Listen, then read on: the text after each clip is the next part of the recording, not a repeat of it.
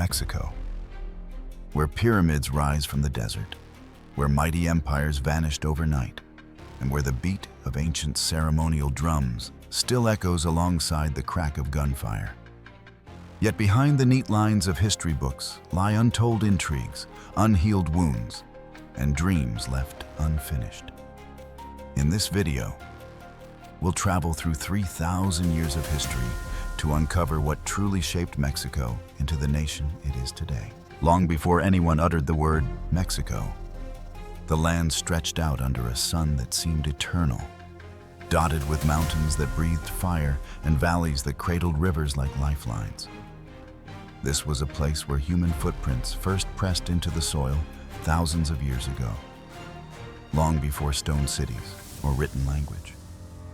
The earliest inhabitants were hunters and gatherers, moving with the seasons, reading the land as if it were a sacred text. They followed herds, fished in shimmering lakes, and gathered wild plants, learning which roots to boil, which berries to avoid, and which seeds to save.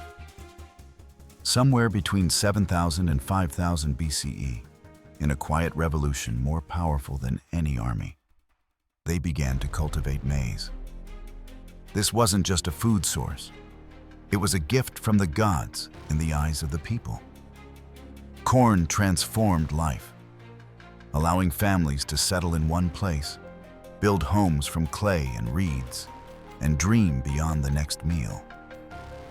Alongside maize came beans, squash, and later cacao, the seed that would become both drink and currency. These crops were more than sustenance. They became the foundation of an entire worldview, woven into myths, rituals, and the rhythm of daily life. From this agricultural heartland emerged the first great civilizations of Mesoamerica. The Olmec, often called the mother culture of the region, rose around 1200 BCE in the lush lowlands along the Gulf Coast. They carved colossal heads from volcanic basalt, each weighing several tons, their mysterious faces staring across time. The Olmec were master builders, engineers, and traders. Their influence spread far beyond their homeland, leaving traces in art, religion, and city planning that would echo for centuries in the civilizations to come. While the Olmec thrived in the lowlands, the Zapotec people began to shape their world in the highlands of Oaxaca. By 500 BCE, they had established Monte Alban, a city perched atop an artificially flattened mountain, commanding sweeping views of the valleys below. Here, they constructed temples, palaces, and ball courts, and they etched their earliest writing system into stone. For the Zapotec, life was inseparable from the cosmos. Their cities were aligned to the movements of the sun, their rituals marked by the agricultural cycle, and their kings claimed divine authority as intermediaries between heaven and earth. These early cultures shared something profound: the belief that the physical world was inseparable from the spiritual. Mountains were not just landforms, they were ancestors. Rivers were lifeblood. The earth itself was a living being that demanded respect, offerings, and sometimes sacrifice. Festivals brought entire communities together in plazas to honor the gods with music, dance, and the rhythmic thud of ceremonial drums. The first cities were more than clusters of buildings. They were cosmic centers, built to mirror the heavens, with plazas that acted as stages for both political power and spiritual devotion. Around every corner, symbols told stories. The serpent representing fertility and renewal, the jaguar embodying strength and mystery. These symbols would survive conquests and the passage of centuries, embedding themselves deep into the DNA of Mexican identity. By the dawn of the first millennium CE, Mesoamerica was a patchwork of thriving cultures, each with its own language, art, and traditions, yet connected by trade routes that carried obsidian blades from the highlands, seashells from the coasts, and cacao from the tropics. The land was not yet called Mexico, but its people were already bound by something more enduring than borders.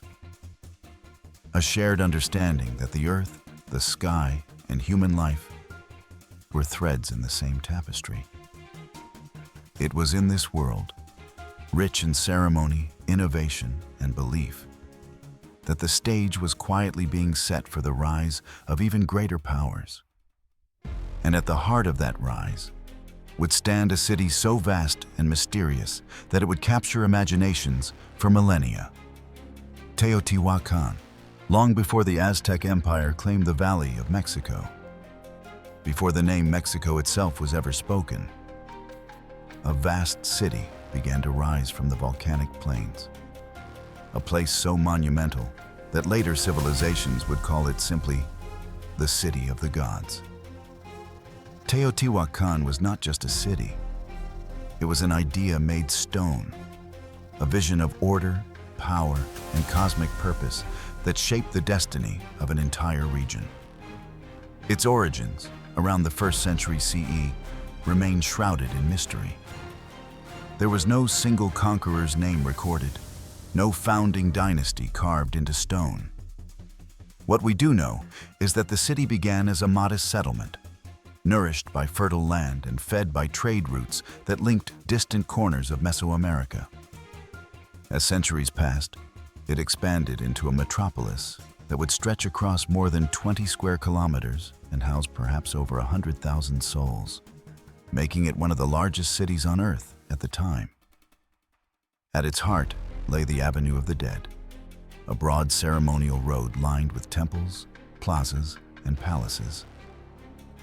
Walking down this sacred axis, you would be dwarfed by two colossal structures, the Pyramid of the Sun and the Pyramid of the Moon.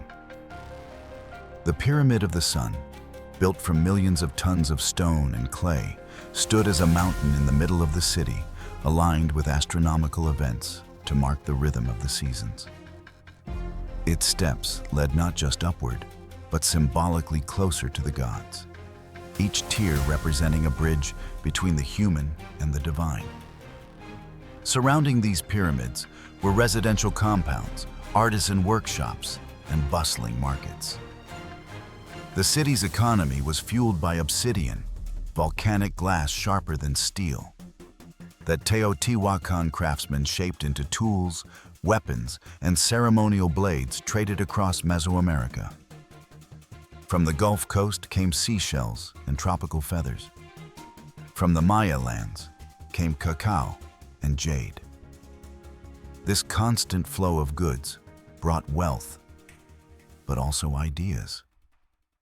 Religious symbols, artistic styles, and technologies merged into a unique Teotihuacan identity. Religion infused every corner of the city. Murals painted in vivid reds, blues, and ochres depicted deities like the storm god and the feathered serpent, their images woven into stories of creation, fertility, and war. Ceremonial complexes echoed with processions, chants, and the hypnotic beat of drums. Priests interpreted the movements of the stars and planets, ensuring that the city's rituals remained aligned with the cosmic order. What made Teotihuacan extraordinary was not just its scale, but its urban planning.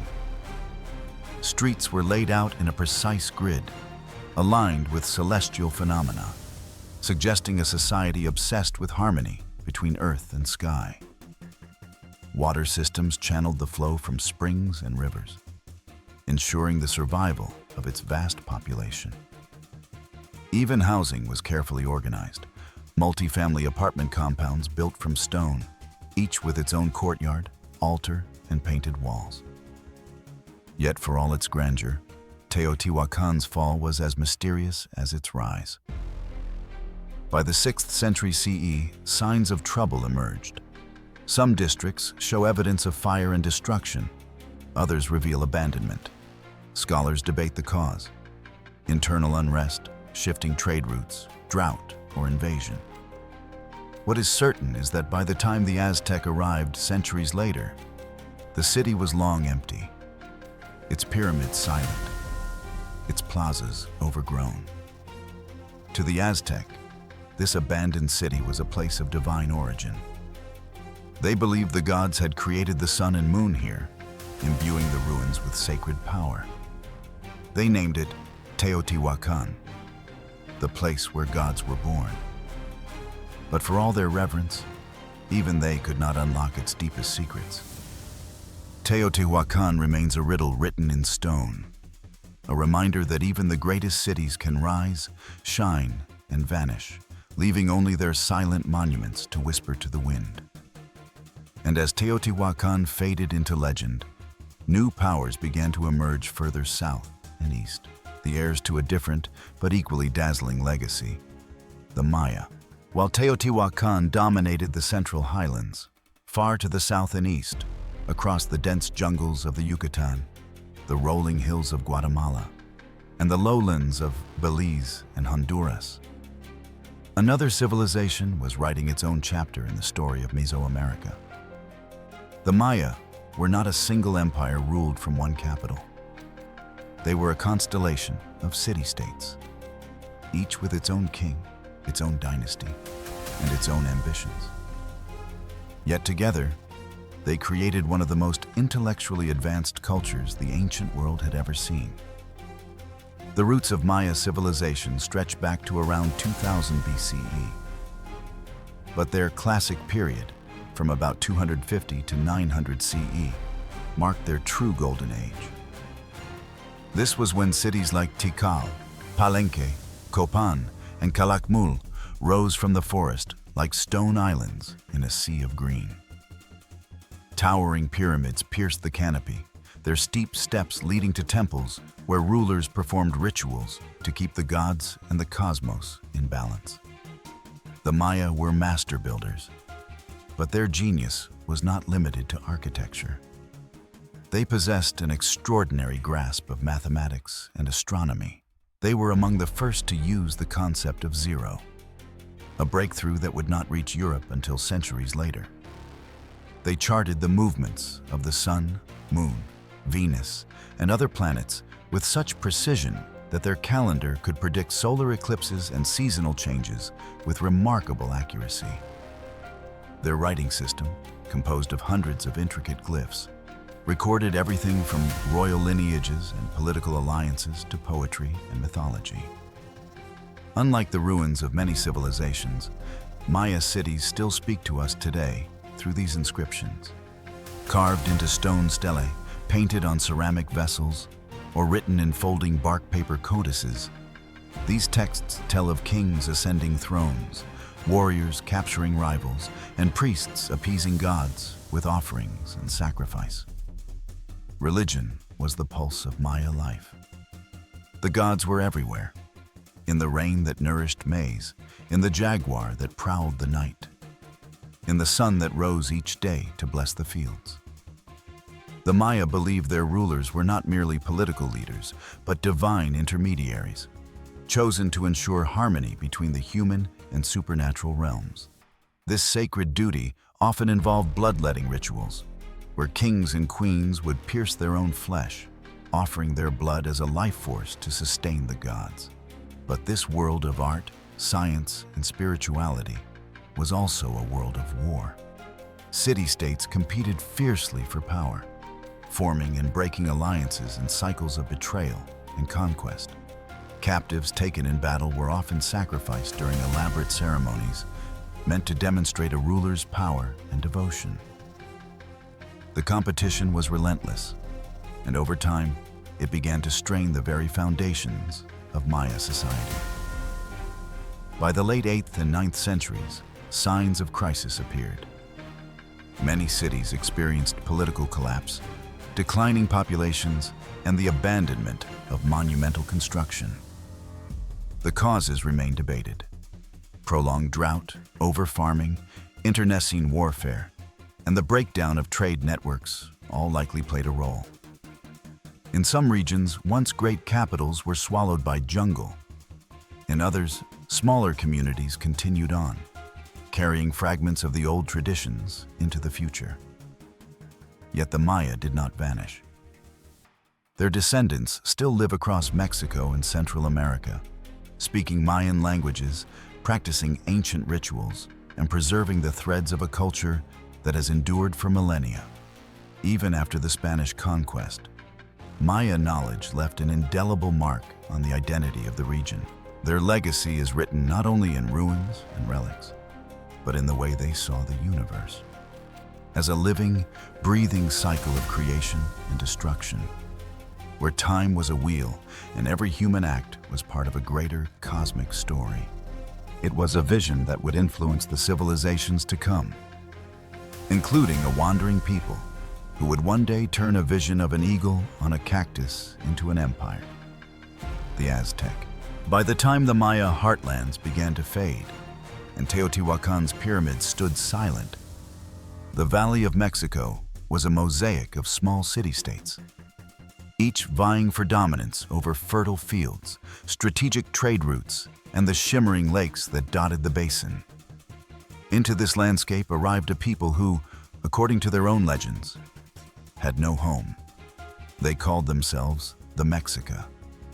Other city-states saw them as uncultured wanderers, poor, fierce, and fierce and willing to work as mercenaries in exchange for food and shelter. No one yet guessed that these outsiders would build one of the most formidable empires in the Americas. Their origin story was more than history. It was prophecy. The Mexica believed they were guided by Huitzilopochtli, the sun and war god, who promised them a homeland if they followed his signs. For years, they roamed from place to place, often driven out by more established peoples. Then, sometime in the early 14th century, they saw it on a small, marshy island in Lake Texcoco. An eagle perched on a cactus, clutching a serpent in its beak. This, the prophecy declared, was where they were to settle. The site was unpromising, swampy, with limited land for farming. But the Mexica were nothing if not resourceful. They drove wooden stakes into the lake bed to create foundations, built canals for transport, and constructed chinampas, floating gardens made from woven reeds and mud that produced crops year-round. The settlement they named Tenochtitlan began modestly, but its location in the lake gave it both protection from enemies and access to the web of trade routes that threaded through the Valley of Mexico. Over the next century, through shrewd alliances and calculated warfare, the Mexica rose from hired swords to power brokers. In 1428, they formed the Triple Alliance with the city-states of Texcoco and Tlacopan. Together, they waged campaigns that expanded their influence far beyond the valley, stretching from the Gulf Coast to the Pacific. Tribute flowed into Tenochtitlan: cacao beans, precious feathers, jade, gold, and thousands of warriors from conquered peoples. Tenochtitlan itself became a marvel of the world. Causeways linked the city to the mainland, and aqueducts brought fresh water from the surrounding hills. At its heart stood the Templo Mayor, a massive double pyramid dedicated to Huitzilopochtli and Tlaloc, the rain god. From here, priests conducted rituals they believed essential to sustaining the universe, ceremonies that often included human sacrifice. To the Mexica, these offerings were not acts of cruelty, but acts of cosmic duty. The blood of captives nourished the sun, ensuring it would rise again each day. The city was a place of both beauty and intimidation. Markets bustled with merchants selling goods from every corner of the empire. Warriors in feathered headdresses strode through plazas, their garments signifying victories in battle. The nobility lived in stone palaces adorned with painted murals, while artisans crafted intricate jewelry, obsidian blades, and ceremonial masks. Yet beneath the splendor lay tension. The Mexica's dominance rested on fear as much as loyalty. Many subject peoples resented the heavy tribute and the constant demand for sacrificial captives. These simmering resentments would later play a crucial role in the empire's downfall. By the early 16th century, Tenochtitlan was home to perhaps 200,000 people, larger than most European cities of the time. Its gleaming temples and sprawling markets astonished the first outsiders who saw it. But the Mexica could not have known that a storm was gathering on the horizon. Strange ships had landed on distant coasts, carrying men clad in iron and bearing weapons the Mexica had never imagined. The prophecy that had led the Mexica to their island had come true. But prophecies have many interpretations, and some foretell not only rise, but ruin. The age of the Aztec was about to collide with the age of conquest. In the spring of 1519, the winds over the Gulf of Mexico carried more than salt and rain. They carried the sound of sails snapping in the breeze and the creak of wooden hulls slicing through unfamiliar waters. The ships belonged to Hernán Cortés, a Spanish conquistador whose ambition burned hotter than the Caribbean sun. He came not as a mere explorer, but as a man determined to claim land, gold, and glory for himself and for the Spanish crown.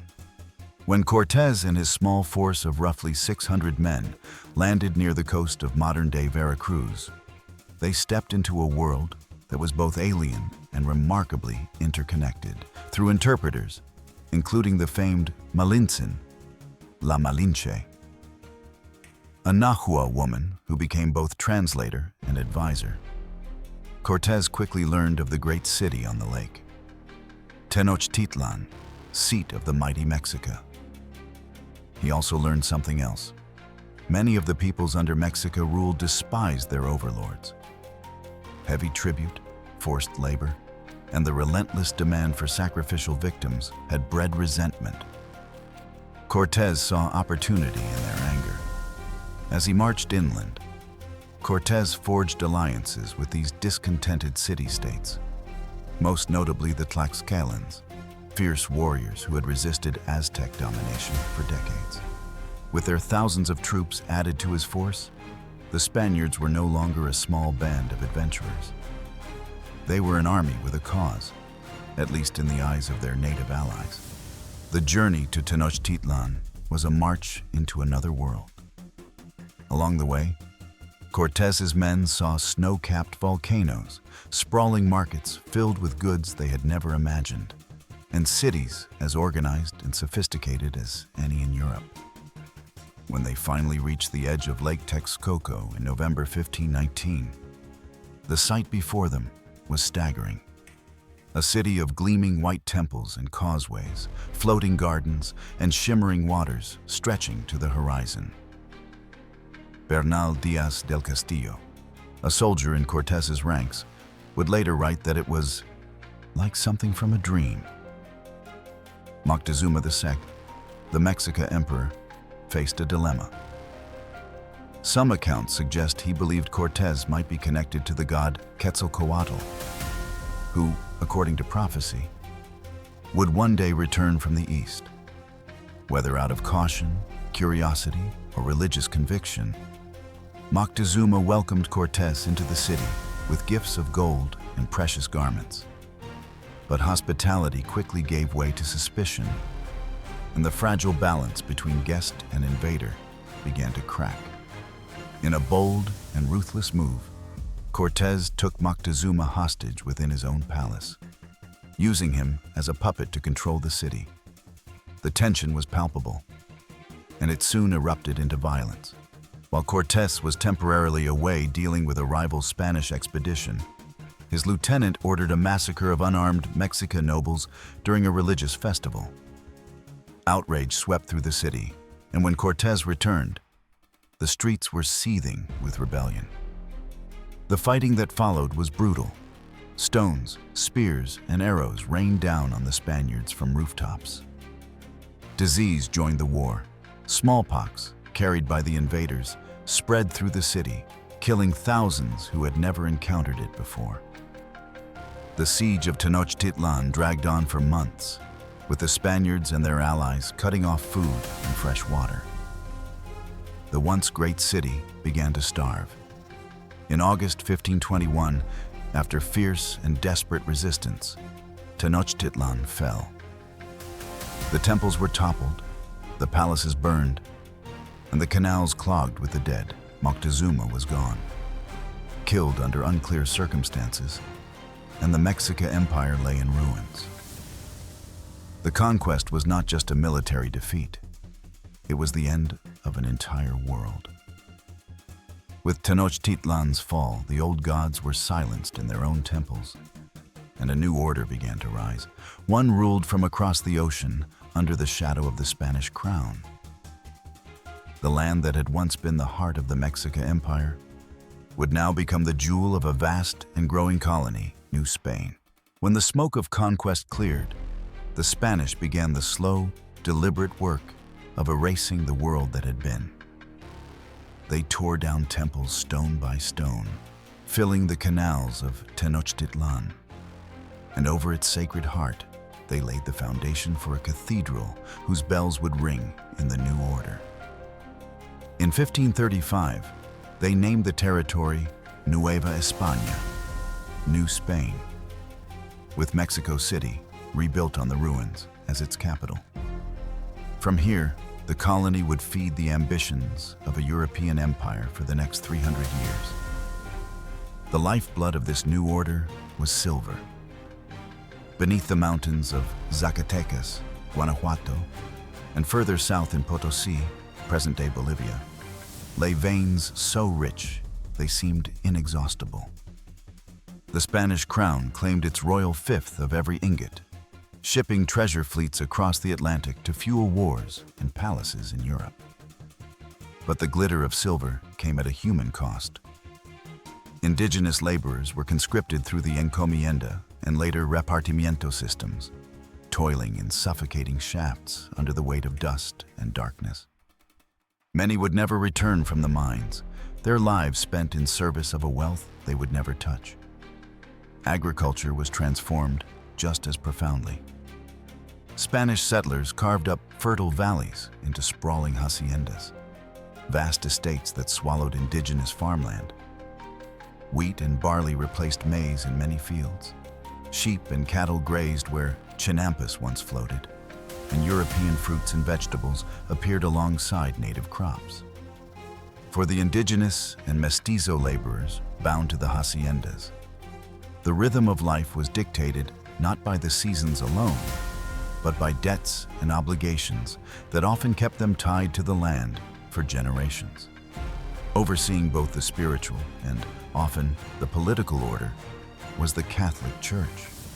Franciscan, Dominican, and Jesuit missionaries fanned out across the land, baptizing thousands, teaching catechism, and building churches that still stand today. Some sought to protect indigenous communities from the worst abuses of the colonists. Others enforced a campaign of cultural erasure, burning codices, banning native rituals, and replacing ancient gods with saints. In the plazas, Catholic festivals absorbed indigenous symbols, creating hybrid celebrations that carried both old and new meanings. Society itself was built on a rigid caste hierarchy known as the casta system. At the top were the peninsulares, Spaniards born in Europe, who monopolized the highest offices. Below them stood the criollos, Spaniards born in the Americas, wealthy but barred from the crown's most trusted roles. Beneath them were the mestizos of mixed Spanish and indigenous ancestry, followed by the indigenous majority and African slaves brought to work in mines, sugar plantations, and households. Each category had legal implications, determining everything from the taxes one paid to the clothes one could wear. Yet, amid this stratification, a new culture was forming. Spanish Baroque facades fused with indigenous carvings. Foods blended, maize and cacao met wheat and sugar. Tamales shared the table with European breads. Language too evolved. Spanish became dominant. But Nahuatl words slipped in, shaping the vocabulary of daily life. Despite the crown's grip, resistance flickered. Indigenous uprisings broke out in remote regions. African slaves rebelled on plantations, and smuggling undermined the crown's trade monopoly. By the late 18th century, cracks were widening.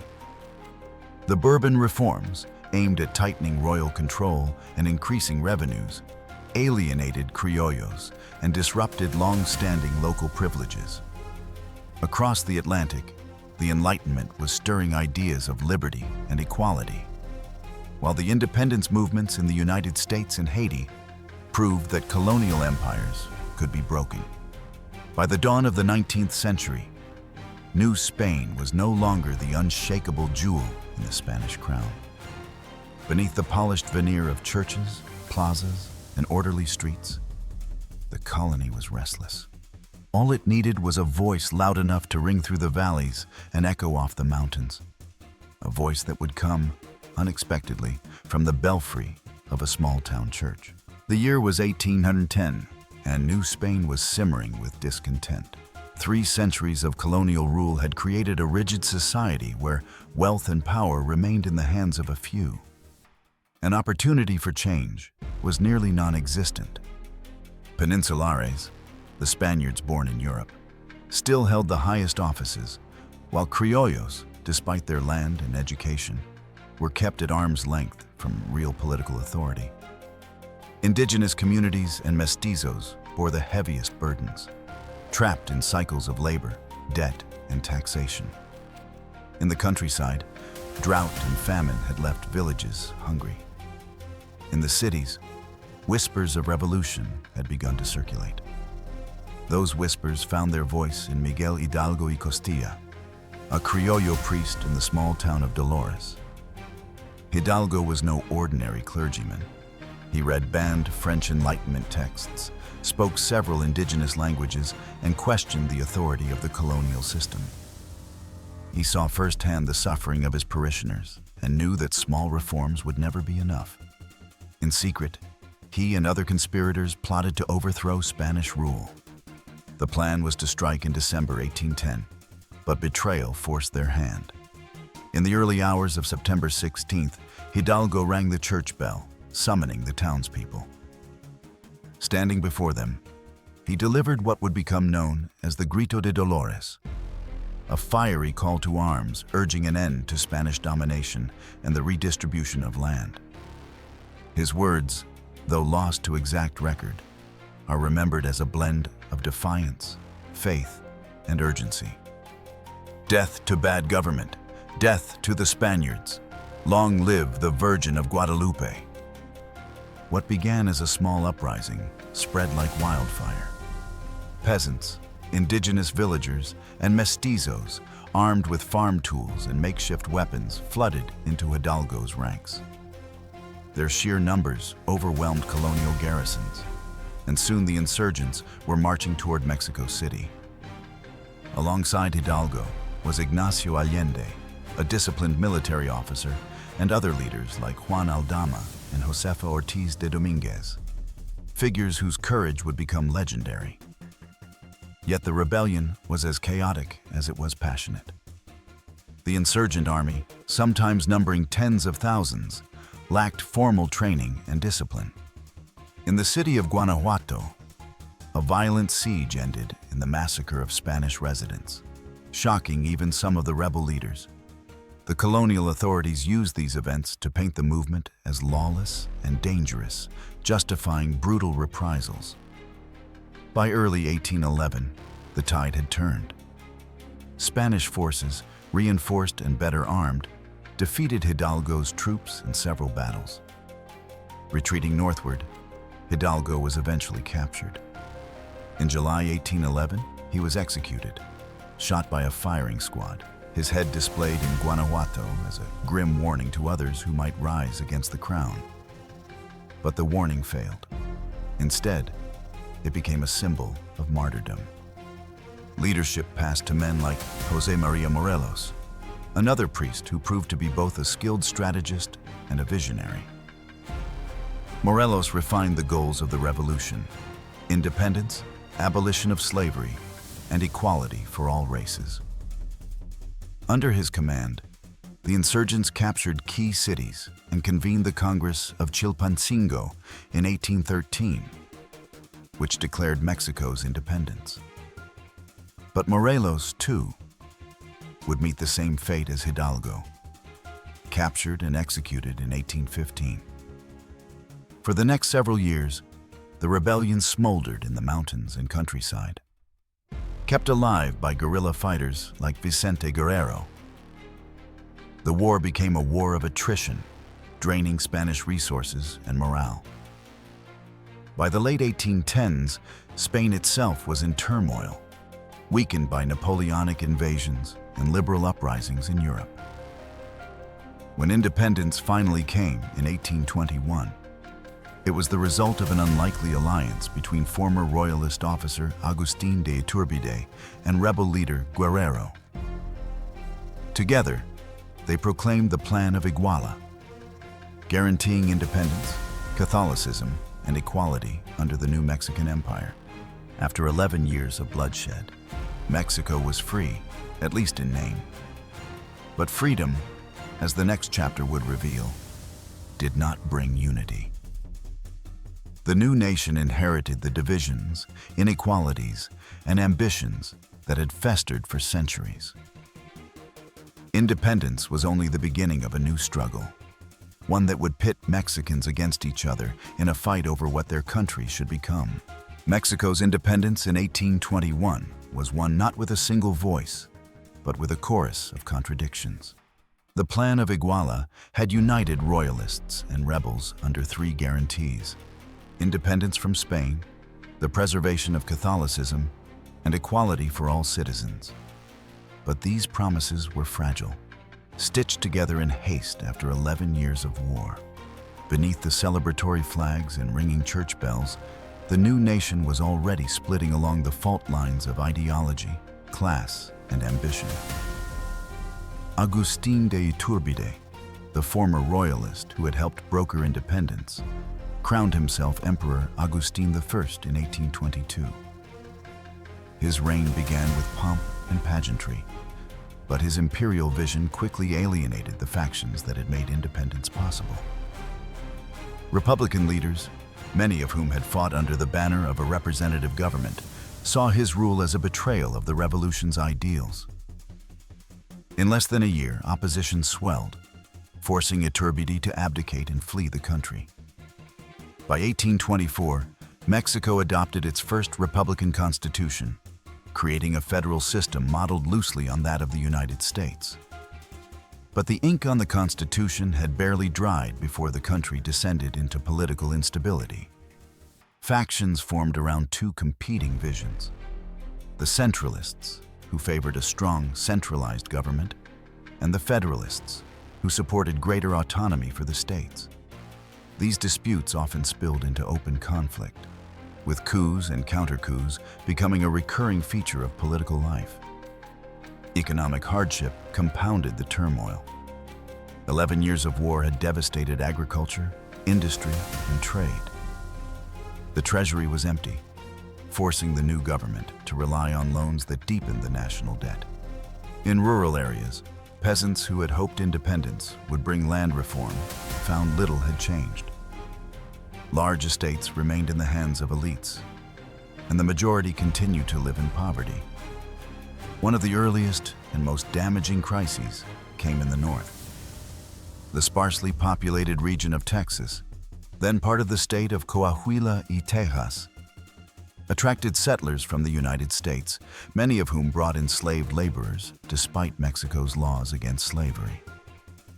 Tensions grew between these Anglo settlers and Mexican authorities over cultural differences, governance, and slavery. In 1836, the conflict erupted into the Texas Revolution. The fall of the Alamo and Mexico's defeat at the Battle of San Jacinto resulted in Texas declaring itself an independent republic. The loss of Texas was a blow to national pride, but worse was still to come. In 1846, the United States, driven by the doctrine of manifest destiny, provoked a war with Mexico. The conflict was disastrous for the young republic. Poorly equipped and politically divided, Mexico's armies could not match the industrial might of its northern neighbor.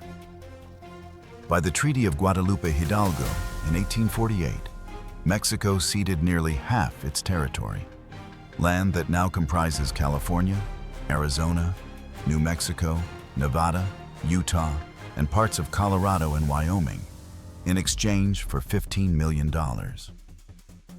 These territorial losses deepened political divisions at home. Liberals sought to modernize Mexico through secular reforms, curtailing the power of the Catholic Church and military. Conservatives, in contrast, fought to preserve traditional institutions, fearing that rapid change would tear the country apart. The 1850s and 1860s became a revolving door of constitutions, civil wars, and shifting regimes. Through it all, the dream of a unified and stable Mexico seemed ever more distant. Independence had removed the Spanish crown, but it had not erased centuries of inequality, nor had it created a shared vision of what the nation should be.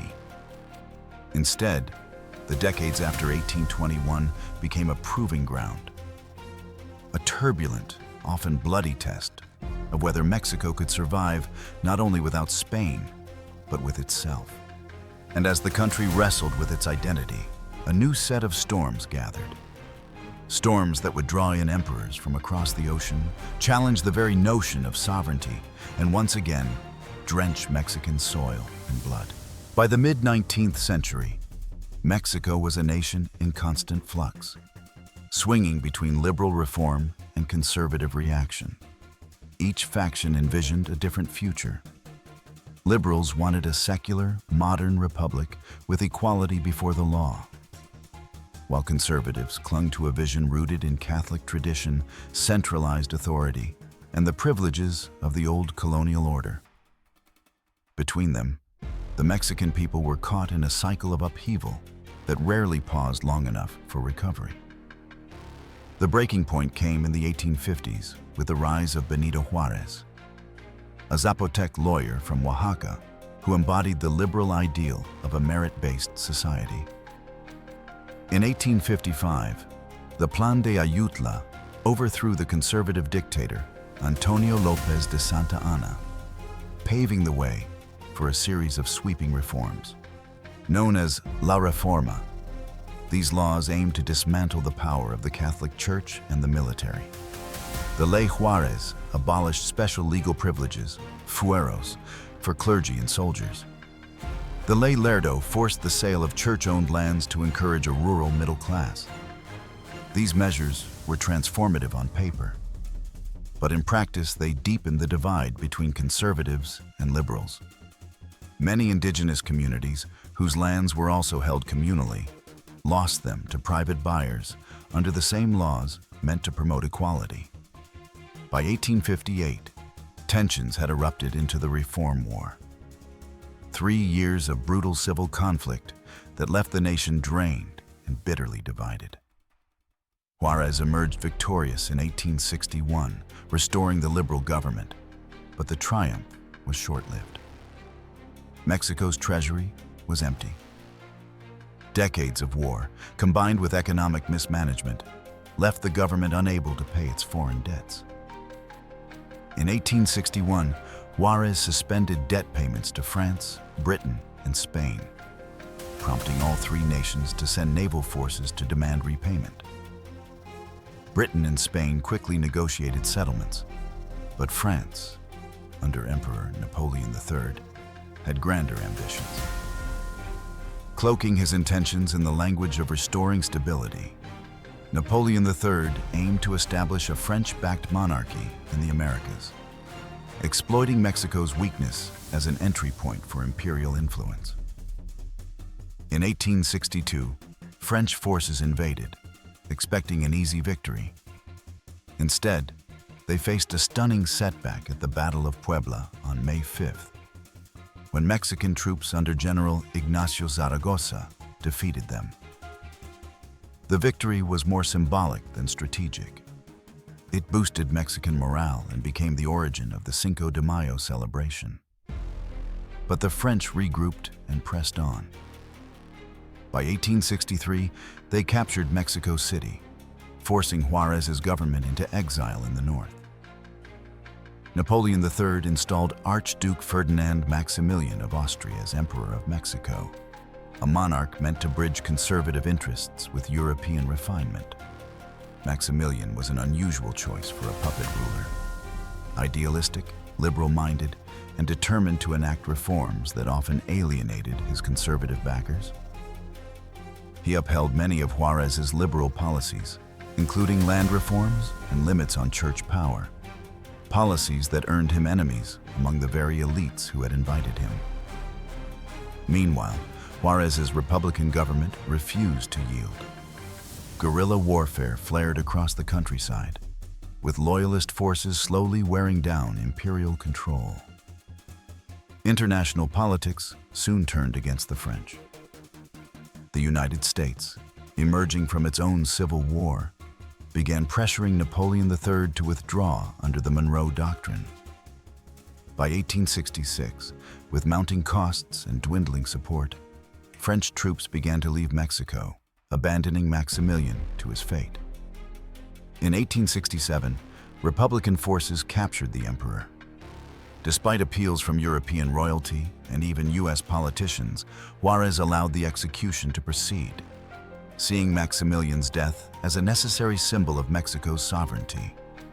On June 19, 1867, Maximilian faced a firing squad on the Hill of the Bells in Querétaro, meeting his end with quiet dignity. Juárez returned to Mexico City as the restorer of the Republic, but the scars of decades of war, civil, foreign, and ideological, ran deep. The dream of a stable democracy was still fragile, and even as the cannons fell silent, new challenges loomed. From the shadows of reform and intervention, another figure was already preparing to dominate Mexican politics for decades to come, Porfirio Díaz. When Benito Juárez died in 1872, Mexico was weary of war, yet still restless. Into this fragile calm stepped Porfirio Díaz, a decorated general who had fought in the Reform War and against the French intervention. Charismatic, disciplined, and ambitious, Díaz presented himself as the man who could bring order to a country exhausted by decades of instability. In 1876, after rebelling against President Sebastián Lerdo de Tejada under the banner of the Plan de Tuxtepec, Díaz seized power, promising no re-election and a fresh start for the Republic. At first, he delivered on stability. Under what would become known as the Porfiriato, 1876-1911, with a brief interruption, Díaz prioritized economic growth and modernization. Railroads snaked across the country, linking previously isolated regions. Telegraph lines spread like veins of steel, connecting cities and speeding communication. Foreign investment poured in from the United States, Britain, and France, fueling mining operations, oil drilling, and commercial agriculture. Mexico City gained electric lighting, grand boulevards, and European-style architecture that impressed visitors and signaled a new cosmopolitan image. But modernization came at a price. To attract investors and expand industry, Díaz's government prioritized the interests of the elite and foreign corporations over the needs of ordinary Mexicans. Land laws allowed the seizure of vast tracts of communal and smallholder land, displacing indigenous communities and rural peasants. Many became peones acasilados, permanent laborers tied to haciendas through debt peonage, working under conditions that differed little from slavery. In the cities, industrial workers toiled for long hours and meager wages, with little recourse against exploitation. Díaz maintained his grip on power through a blend of co-optation and repression. He placated potential rivals with political appointments and economic opportunities, creating a network of loyal caciques, local political bosses who enforced his will in the provinces. Elections continued in name, but they were tightly controlled. Dissent was stifled by censorship, imprisonment, or exile.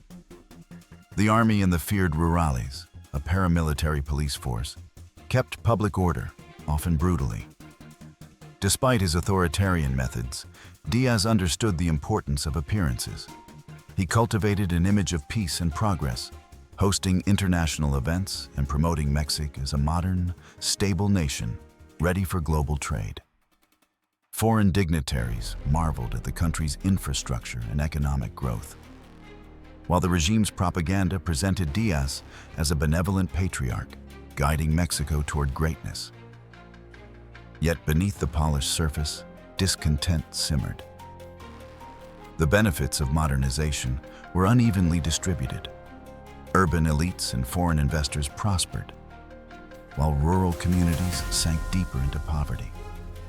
Political exclusion bred frustration among the middle class, and workers began to organize strikes despite government crackdowns. The regime's tight control over political life meant there was no legal avenue for meaningful reform, leaving opposition movements to fester underground. By the turn of the 20th century, cracks in the Porfiriato were widening. A younger generation, inspired by liberal ideals and social justice movements abroad, began to question the legitimacy of Diaz's rule. Intellectuals like the Ateneo de la Juventud called for cultural renewal, while political activists demanded free elections and labor rights. The tipping point came when Diaz, now in his 80s, gave an interview in 1908 suggesting he might retire and allow free elections. This sparked a flurry of political organizing, most notably by Francisco Burst Madero, a wealthy landowner who championed democratic reforms. When Diaz reneged on his implied promise and rigged the 1910 election to ensure his victory, the backlash was immediate. Madero's Plan de San Luis Potosí called for an uprising on November 20th, 1910. Across the country, rebels rose, among them Francisco Pancho Villa in the north and Emiliano Zapata in the south, rallying peasants under the cry of Tierra y Libertad, land and liberty. The revolution that followed would shatter the Porfiriato and plunge Mexico into a decade of war, chaos, and transformation. Diaz, the man who had promised no re-election, would be forced into exile in 1911, leaving behind a legacy as both the architect of Mexico's modernization and the embodiment of the dictatorship that the revolution sought to destroy. The uprising that began in 1910 was more than a revolt against Porfirio Diaz. It was an eruption of decades of frustration over land, labor, and liberty. What started as Francisco I Madero's call for free elections quickly transformed into a nationwide struggle that would reshape Mexico's political, social, and cultural identity for generations. Madero's Plan de San Luis Potosí electrified the country. In the north, Francisco Pancho Villa rallied cowboys, miners, and railroad workers into mobile cavalry units that struck swiftly and disappeared into the desert.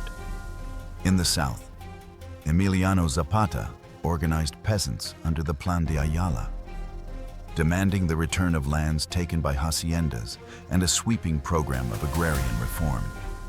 Zapata's slogan, Tierra y Libertad, became the moral heartbeat of the revolution. By 1911, mounting pressure from these rebel forces forced Diaz to resign and go into exile. Madero was elected president, hailed as the champion of democracy.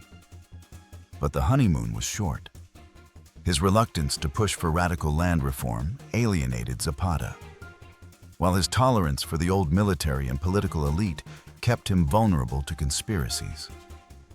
In 1913, Madero was overthrown and murdered in a coup led by General Victoriano Huerta, a betrayal known as the Decena Tragica, 10 tragic days. Huerta's dictatorship united a broad coalition against him. Villa in the north, Venustiano Carranza in the northeast, and Álvaro Obregón in the northwest all took up arms. Zapata continued his fight in the south. The revolution became a multi-front war with shifting alliances and betrayals. Huerta resigned in 1914 under pressure from both internal forces and U.S. intervention. But peace remained elusive. The years that followed descended into chaos. Villa and Zapata, once loosely aligned, clashed with Carranza's constitutionalist forces over the future of Mexico. Villa's daring raids, including an incursion into Columbus, New Mexico, drew U.S. punitive expeditions, while Zapata's movement remained rooted in guerrilla warfare to defend village lands. Carranza, determined to centralize power, used Obregon's military skill to defeat both Villa's and Zapata's armies. Zapata was assassinated in 1919, lured into an ambush by a Carrancista officer. Villa would be assassinated in 1923, years after formally retiring from combat. Despite the bloodshed, the revolution produced transformative change. In 1917, Carranza's government convened a constitutional convention in Querétaro, resulting in one of the most progressive constitutions of its time. The Constitution of 1917 enshrined land redistribution, recognized labor rights, including the 8-hour workday, guaranteed secular education, and asserted national control over natural resources. It was a direct response to the demands that had fueled the revolution, particularly Zapata's and Villa's calls for social justice. Yet, the ideals on paper often outpaced reality. Land reform was slow, and many peasants remained trapped in poverty. Labor protections existed in law but were unevenly enforced. Political power increasingly concentrated in the hands of revolutionary generals who transitioned into political leaders, blurring the line between military and civilian rule. By 1920, Carranza's increasingly authoritarian leadership alienated his allies. When he attempted to impose a successor, Obregón led a revolt under the Plan of Agua Prieta, toppling Carranza, who was assassinated while fleeing the capital. Obregón assumed the presidency, marking the end of the most violent decade of the revolution. The human cost of the Mexican Revolution was staggering. Over 1 million lives lost, countless displaced, and a landscape scarred by years of warfare. But it also forged a new national identity, one that embraced mestizo heritage, celebrated popular culture, and sought to break from the colonial and dictatorial past. Murals by artists like Diego Rivera and José Clemente Orozco depicted the struggles of workers and peasants, turning revolutionary ideals into visual narratives on the walls of public buildings.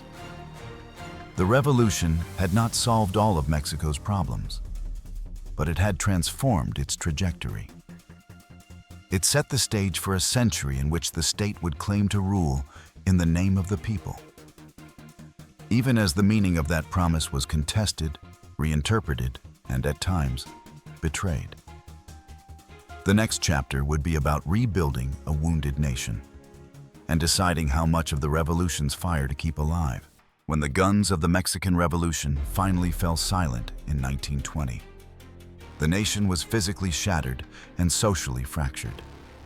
Entire villages had been destroyed, railways lay in ruins, and the population was scarred by a decade of war. Yet amid the devastation lay an opportunity to rebuild Mexico, not as it had been before, but as something new, rooted in the promises of the 1917 Constitution and the ideals for which so many had fought. Álvaro Obregón, the revolutionary general who assumed the presidency in 1920, set out to consolidate peace and legitimacy. His first task was to reconcile with surviving revolutionary factions. He negotiated with Villa, granting him a hacienda and security in exchange for retirement from political life. A truce that held until Villa's assassination in 1923. More importantly, Obregón began implementing elements of land reform, redistributing hacienda lands to peasant communities through the ejido system. Though progress was modest compared to the lofty revolutionary promises, education became a cornerstone of national reconstruction. Obregón appointed the philosopher José Vasconcelos as Minister of Public Education, tasking him with bringing literacy and cultural unity to a diverse and often divided population. Vasconcelos launched massive campaigns to build rural schools, train teachers, and publish free textbooks. He also saw art as a tool for nation building, commissioning murals that celebrated Mexico's indigenous heritage, revolutionary struggle, and modern aspirations. Artists like Diego Rivera, José Clemente Orozco, and David Alfaro Siqueiros covered public buildings with vast, vivid narratives that blended history, politics, and social critique. The 1920s also saw the state take a stronger role in defining a national identity. The government promoted indigenismo, a cultural and political movement that celebrated indigenous contributions to Mexican heritage, while attempting, sometimes paternalistically, to integrate indigenous communities into the modern nation. This vision fused pre-Hispanic symbols with revolutionary ideals, creating an image of Mexico as a mestizo nation united by shared history rather than divided by colonial hierarchies. However, the political stability Obregón built rested on a fragile foundation. The post-revolutionary state was dominated by revolutionary generals who rotated power among themselves, often through backroom deals rather than open democratic competition. In 1928, Obregón was re-elected after a constitutional change allowed non-consecutive terms. But before he could take office, he was assassinated by a Catholic extremist opposed to the government's anti-clerical policies. The church-state conflict reached its peak during the presidency of Plutarco Elias Calles, 1924 to 1928, who enforced the Constitution's restrictions on religious influence. The resulting Cristero War, 1926 to 1929, pitted rural Catholic insurgents against federal forces, leading to tens of thousands of deaths. Although the conflict officially ended through negotiation, tensions between the secular state and religious communities would linger for decades. In 1929, to prevent further power struggles, Calles helped found the National Revolutionary Party, PNR, the precursor to what would become the Institutional Revolutionary Party, PEI. This new political structure effectively centralized authority, bringing military leaders, regional bosses, and labor organizations under a single umbrella. It marked the beginning of a one-party system that would dominate Mexican politics for most of the 20th century. Economically, the 1920s and early 1930s were a period of uneven recovery. While some regions saw growth in agriculture and oil production, global events like the Great Depression in 1929 hit Mexico hard, reducing exports and government revenues. Rural poverty persisted, and land reform remained incomplete. Still, the post-revolutionary governments laid the groundwork for a state that claimed to represent the people through corporatist structures linking peasants, workers, and the military to the ruling party. By the early 1930s, Mexico stood at a crossroads.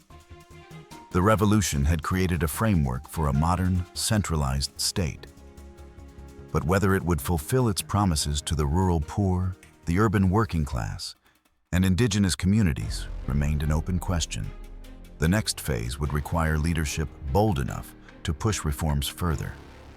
And in Lázaro Cárdenas, Mexico would find a president ready to test the limits of revolutionary change.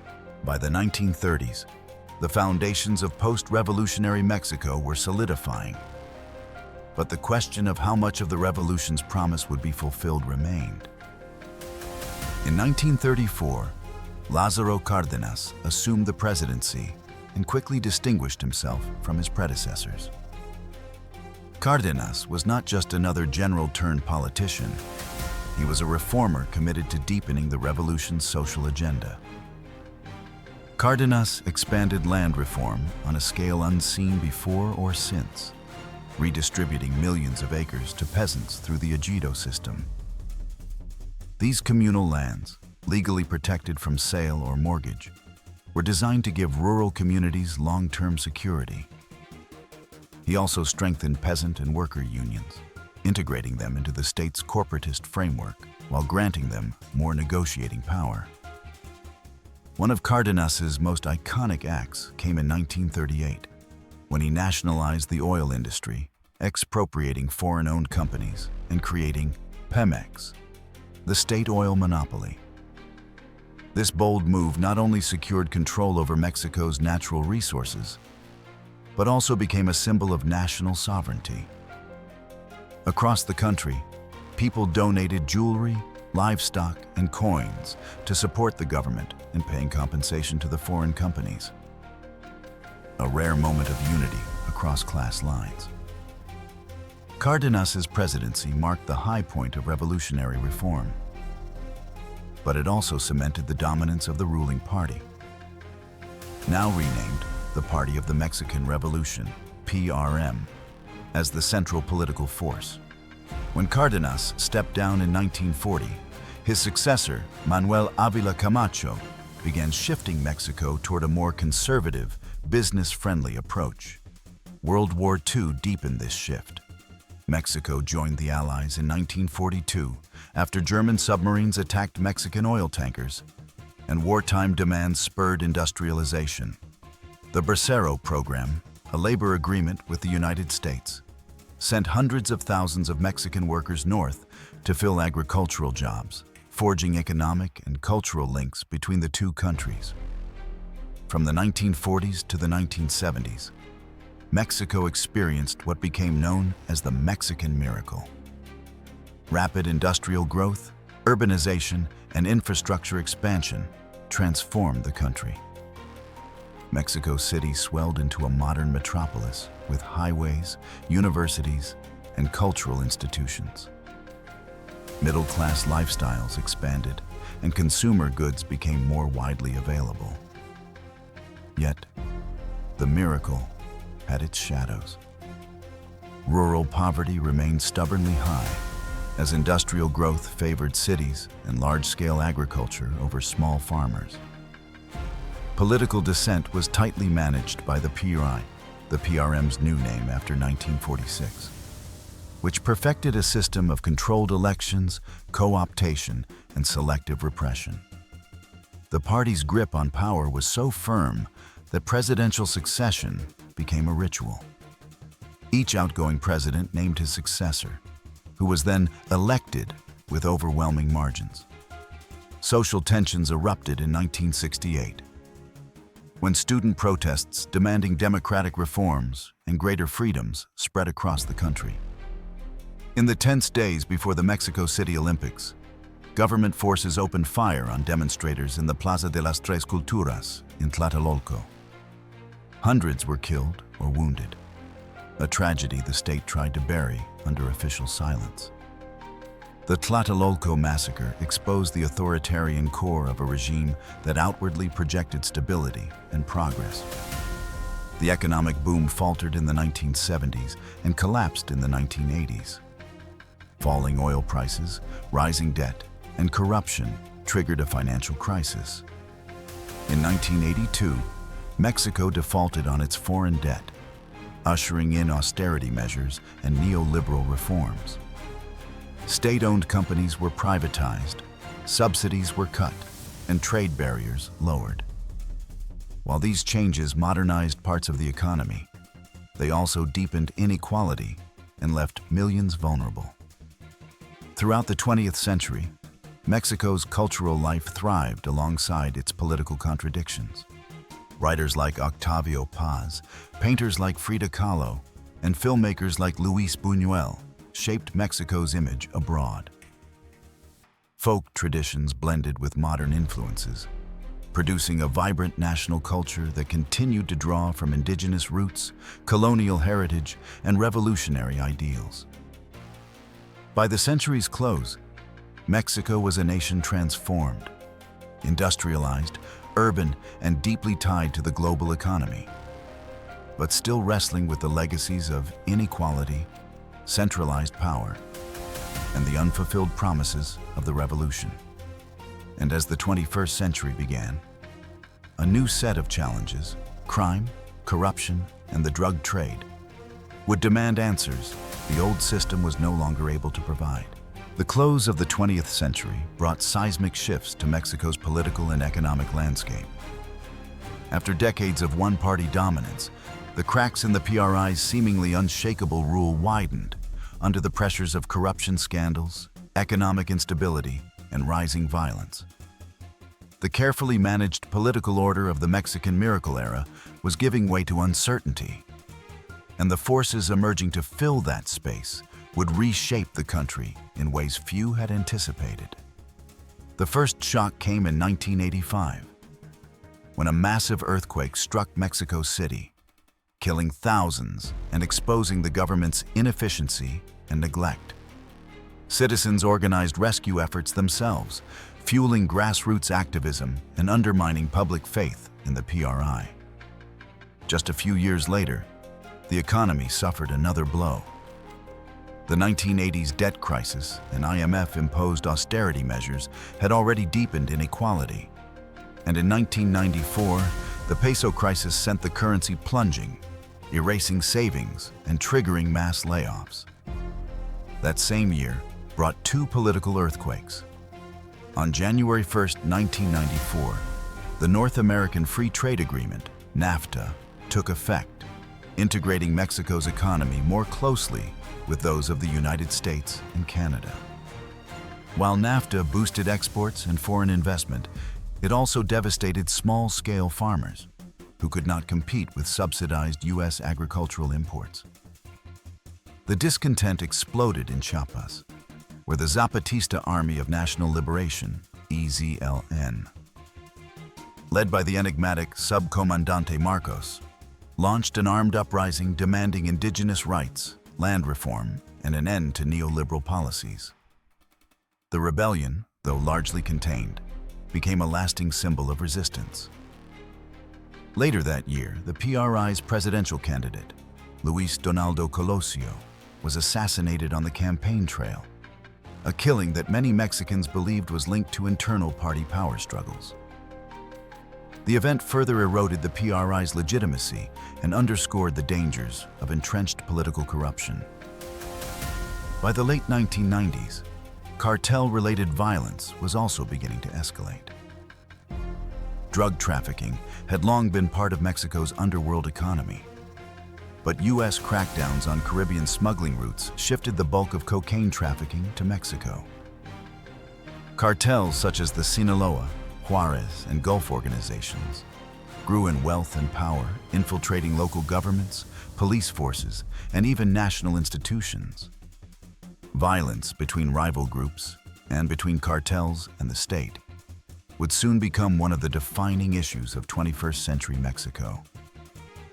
In 2000, history was made when Vicente Fox of the opposition National Action Party, PAN, won the presidency, ending 71 years of uninterrupted PRI rule. His victory was hailed as a democratic breakthrough, but expectations for sweeping reform were met with the realities of political gridlock. Corruption remained endemic, economic inequality persisted, and the cartels continued to expand. Under President Felipe Calderón, 2006 to 2012, the government declared a full-scale war on drugs, deploying tens of thousands of troops to combat cartels. While some kingpins were captured or killed, the strategy also fractured criminal organizations into smaller, more violent groups. Civilian casualties mounted. Human rights abuses by security forces drew condemnation, and large swaths of the country descended into cycles of fear and retribution. By the early 2010s, the conflict had claimed tens of thousands of lives and displaced countless communities. Economic reform efforts continued, but the benefits were uneven. While manufacturing, particularly in the auto and electronics sectors, grew under NAFTA, rural poverty remained widespread. In urban areas, sprawling informal economies absorbed those left behind by formal labor markets, perpetuating cycles of insecurity. At the same time, a new wave of social movements emerged. Families of the disappeared demanded justice. Journalists and activists risked, and often lost, their lives exposing corruption and organized crime. Feminist groups rallied against gender-based violence, highlighting a crisis of femicides that government statistics could no longer downplay. By the second decade of the 21st century, Mexico was a country of stark contrasts. A rising manufacturing power and a top tourist destination, yet also a nation where corruption, violence, and inequality remained entrenched. The old political order had been dismantled, but a truly just and transparent system had yet to replace it. As the nation prepared to face the challenges of the new century, one question loomed large. Could Mexico reconcile its promise as a modern democratic state with the wounds, both old and new, that continued to shape its destiny? The answer would depend on the choices made in the years to come, as history's long shadow stretched toward the present. Mexico enters the 21st century as a nation suspended between promise and peril. A country where ancient civilizations and modern skylines coexist, where mariachi trumpets can be heard alongside the hum of automotive assembly plants, and where the echoes of conquest, revolution, and reform still shape daily life. Economically, Mexico is the world's 15th largest economy, a manufacturing powerhouse that exports cars, electronics, and agricultural products across the globe. NAFTA, replaced in 2020 by the USMCA, has tied its fortunes closely to those of the United States and Canada. Tourism remains a vital pillar, drawing millions each year to beaches, colonial cities, and archaeological wonders. Yet prosperity is uneven. In rural states like Chiapas, Oaxaca, and Guerrero, poverty rates remain high and opportunities are scarce. Many migrate north to the US or to Mexico's booming cities, seeking work that often comes with instability and low pay. Politically, Mexico has experienced historic shifts. In 2018, Andrés Manuel López Obrador, AMLO, and his party, Morena, secured a landslide victory, promising to tackle corruption, inequality, and violence. His presidency has pursued social programs for the poor, increased pensions, and ambitious infrastructure projects, while also drawing criticism for centralizing power and failing to curb insecurity. The PRI, once unshakable, now struggles for relevance as voters increasingly demand accountability and transparency. But the deepest wound of modern Mexico is violence. The war on drugs, launched in 2006, has claimed over 350,000 lives and left more than 100,000 people missing. Entire regions live under the shadow of organized crime, where cartels compete not only for drug routes, but also for control of mining, fuel, and agriculture. Local officials are assassinated, journalists murdered, and activists silenced. For many communities, justice feels distant, if not unreachable. Yet Mexico is also a place of resilience. Civil society movements continue to push back. Mothers march with photographs of their disappeared children. Women flood the streets to demand safety and equality. And indigenous communities defend their lands against extractive industries. Artists, filmmakers, and writers explore the complexities of identity, history, and injustice, keeping the national conversation alive. Culturally, the nation's vibrancy remains unmatched. Day of the Dead altars, embroidered huapiles, and pre-Hispanic dance rituals thrive alongside contemporary art galleries, film festivals, and globally celebrated cuisine. The blending of indigenous, Spanish, African, and immigrant influences continues to shape a unique, evolving identity, one that honors tradition while embracing reinvention. Mexico's relationship with its past is complicated. The pyramids of Teotihuacan, the murals of Diego Rivera, the battlefield relics of the revolution. All serve as reminders of eras when the country stood at a crossroads. Each period of its history, Olmec, Maya, Aztec, colonial, revolutionary, modern, has left its mark, not only in monuments and records, but in the way Mexicans see themselves, as a people forged through endurance. The question now is whether Mexico can transform endurance into renewal. Can it dismantle the corruption and impunity that have persisted through centuries of changing regimes? Can it address the inequality that still divides city from countryside, north from south, rich from poor? And can it find a way to end the violence that has claimed so many lives and stolen so many futures? In Mexico, history is never simply past. It is a living force, present in the streets, the laws, the traditions, and the struggles.